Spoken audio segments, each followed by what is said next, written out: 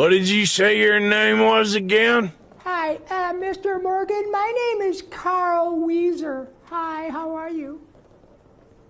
I'm slightly less better after having listened to you. What the hell's wrong with you, boy? Well, some people say that I'm a little zoftic. I do have a little weight problem, and I am particularly predisposed to liking llamas. Do you like llamas, Mr. Morgan?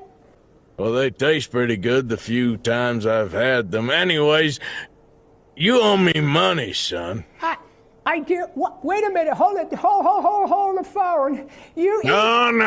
I heard from my business partner, Harry Strauss. Now, you owe me a bit of money, and we gotta sort this out now. Well, wait a minute. Have you ever killed a man?